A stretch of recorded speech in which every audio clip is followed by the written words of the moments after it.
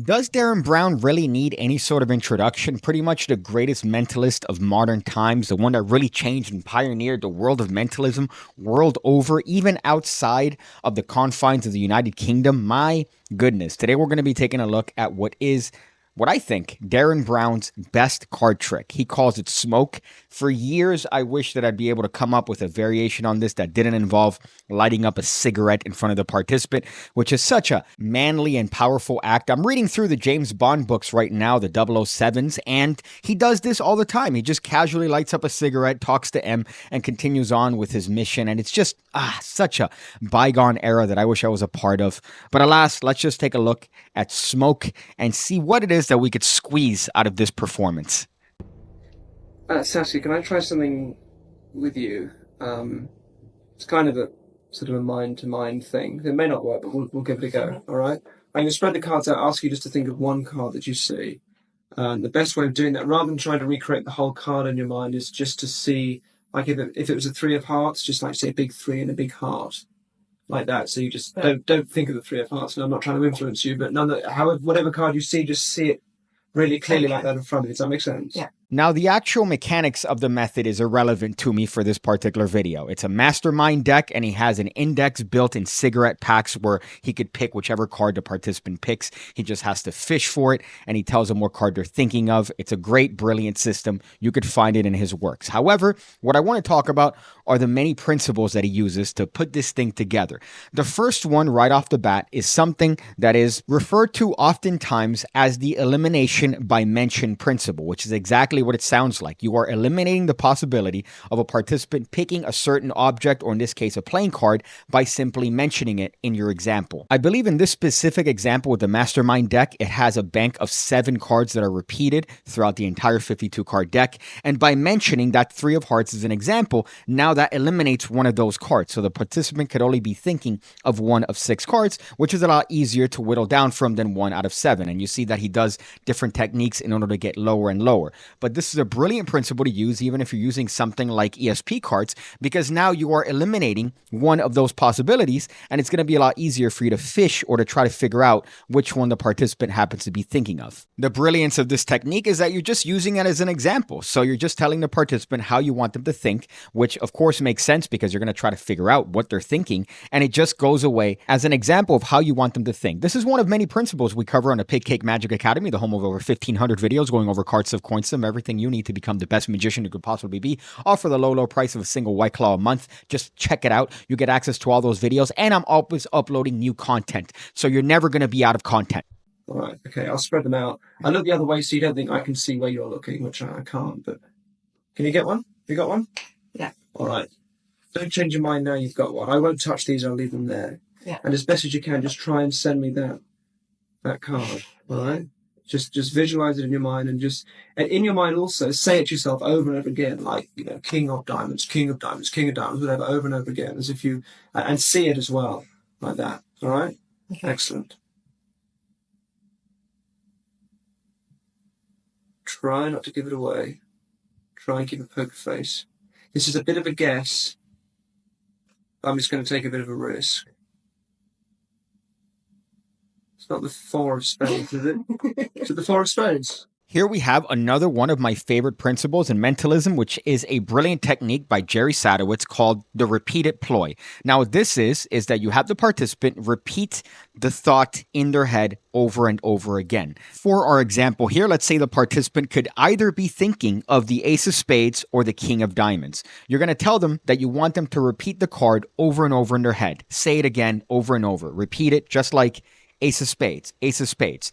If the participant reacts, you get a hit. You know that they're thinking of the ace of spades. However, if they don't react, you know the card is the king of diamonds. And that card gets washed away because it's just used as an example. So you are, again, eliminating it by mentioning it, and you're not really seeming like you're fishing for one of 2 items. You could see in this particular example that Derren didn't actually hit with that repeated ploy, and he knows that it's going to be one of the other potential cards that she could be thinking of. But had it hit, he would have stopped right there and continued the routine as he does. This is one of the best principles in all of mentalism just because of its versatility. Look look at the combination so far of what Derren Brown has managed to do. With just one example of giving the participant how he wants them to think and a repeated ploy, he's managed to eliminate 2 of those potential cards. Think about how effective this would be, for example, if you happen to force a poker hand on a participant. You know each and every single one of those cards, they don't know that you know, and you could cleanly read their mind, in this case, eliminate 2 of those cards by just using them as an example and then using it in the repeated ploy. And with the repeated ploy, you have a shot of actually nailing it and seeming like a completely impossible effect. At its essence, mentalism is just having the participant write down something and then you figure out what they happen to have written down. And you try to convince them that they didn't write it down, that they're just thinking of it. But the combination of these principles, it's what really makes it an art form and something that I love. It's my favorite type of magic. And clearly, Derren Brown is a pioneer in this particular field for a good reason. Yeah, for Australia. Fantastic. Can you feel yourself getting in the way? No. You should play. We haven't got a poker later on. I think you'd be quite good. You know what's really freaky about that, though? You know what's really kind of impressive about that is that there is no 4 of spades in that deck. No, there is a sort of 4 of spades. There's a 4 of clubs. Look. 4 of clubs.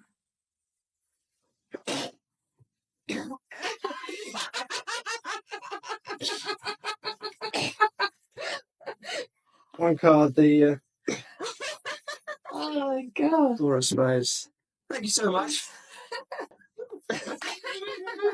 Another brilliant principle here is the use of an index. For the end of the routine, Derren Brown happens to use an index. For this, it happens to be cigarettes. But the use of an index is something that's very important in the world of mentalism because it allows for what is a free revelation or a very free appearing revelation of any thought of thing. So you see indexes oftentimes for maybe drawings that the participant could have done, playing cards that they're thinking of. Star signs is very easy because it's 1 of 5. Lord knows that if you were on the internet and looking up magic stuff and beef in the past year, you would see the whole beef with things like decks by Lord Barnes. But that's a great example of what an index is. In this case, you have a lot of different ways that you could seemingly reach into your pocket and pull out one item, and it happens to match whatever it is they're thinking of. In this case, he's doing it brilliantly with a cigarette, something that is a relic of a bygone era, but something that I wish we bring back. But what a brilliant trick. In this case, you have what is the effect of a revelation of a thought of card. That is the basic effect. And afterwards, you have an afterthought. So you have this exquisite ending where the card isn't in the deck. So the first effect, you read their mind, you find out what card they're thinking of. The second effect, that card is completely gone from the deck. And it really is. When you spread the deck that way, that card is completely gone. And of course, the last effect is that the cigarette that you just happen to have lit is the exact card that they were just merely thinking of. Keep in mind, they never picked a card, technically. They never touched one. They just thought of a card. You figured out what it was, and that card happens to be the cigarette that's in your mouth. Now, I do have a variation of this trick that involves something that you could actually take out and put in your mouth and not have people look at you in 2024, which is a pack of gum. So in this case, a participant thinks of any card in the deck. You happen to reveal that card. That card is not in the deck, and it just so happens that the piece of gum that you just casually put in your mouth after revealing their thought of card happens to be the exact card that they're thinking of. Yes, it's something you could perform a lot easier than Smoke by Derren Brown, but is it as cool? No. Would you actually get some afterwards if you performed that? Not really. It really reminds me of that episode from Seinfeld where George Costanza's a bad guy and he picks up a girl in his dad's old car and he has a varsity jacket and he pops a piece of gum in his mouth. That's how you'll look doing my variation of the trick. But alas, it's something that's similar, and at least I could hold somewhat of a shittier candle to Derren Brown's trick without having the social isolation of taking out a cigarette, or as they call it, a I see you again, when I see you again, when I see you again, when I see you again, when I see you again, when I see you again, when I see you again, when I see you again.